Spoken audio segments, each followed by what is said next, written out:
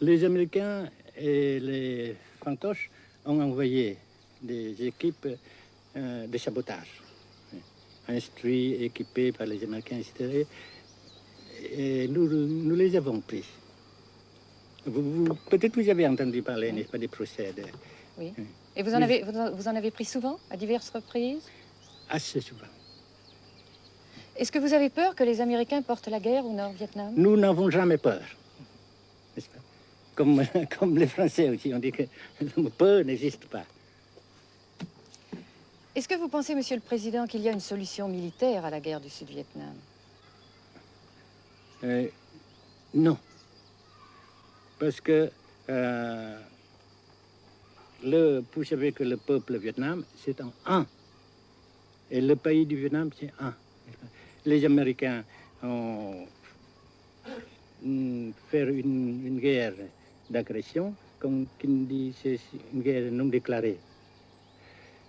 Et, comme vous savez aussi, vous avez pu lire dans la presse, n'est-ce pas, bien, mondiale, que plus la guerre prolonge, plus les Américains et leurs valets, n'est-ce pas, comment dire ça,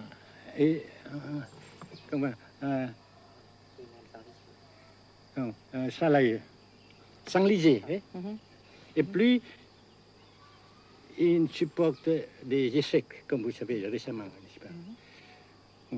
Par conséquent, la guerre ne peut pas durer éternellement. Et je suis très heureux que les politiciens haut placés français ont reconnu cela. Vous pensez que le général de Gaulle pourrait en quelque sorte, à un certain moment, arbitrer le conflit? Arbitrer, qu'est-ce que vous comprenez par le mot arbitrer? Nous ne sommes pas des équipes de football.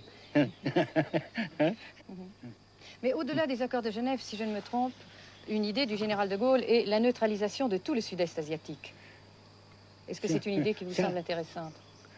Comme j'ai déjà dit quelquefois, c'est une idée intéressante. Mais ça dépend encore de la volonté de ces peuples et la manière comment on procède à réaliser. C'est une grande question, n'est-ce pas? Et je ne peux pas dire que je suis d'accord. Et je ne dis pas que je ne suis pas d'accord, n'est-ce pas? Mais parce que vous dites, par exemple, vous dites fleurs. Fleurs, il y a beaucoup de sortes de fleurs.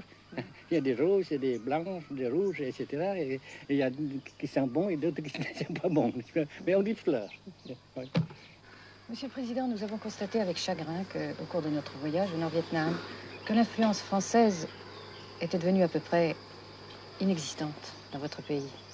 Les moins de 25 ans ne comprennent plus du tout le français. Et je me demande si, à votre idée, des rapports peuvent se rétablir tels que la France continue à jouer une sorte de rôle culturel ici. Avec la France, surtout, et avec tous les autres pays. Nous voulons avoir une coopération amicale, culturelle, économique, etc.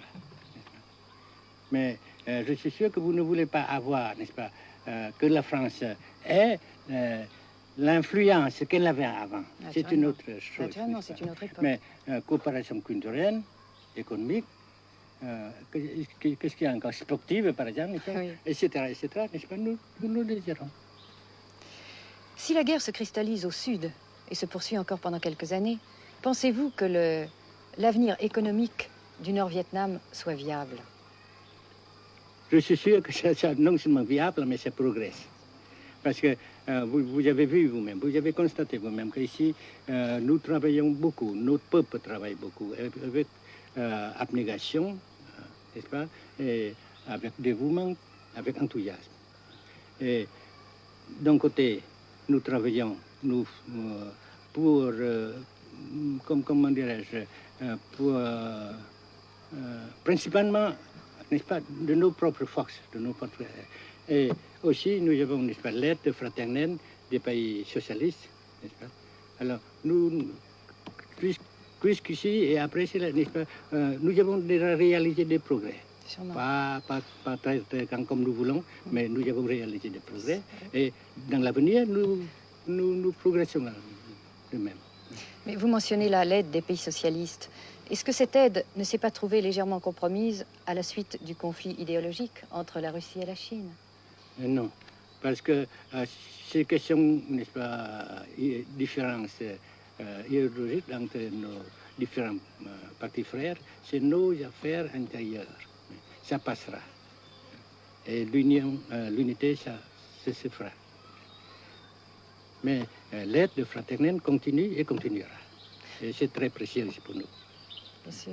Mais certains ont l'impression chez nous, Monsieur le Président, que le Nord-Vietnam se trouve actuellement assez isolé, asphyxié même, et que politiquement, il pourra difficilement éviter de devenir une sorte de satellite de la Chine. Qu'est-ce qu'on peut répondre à cela? Jamais.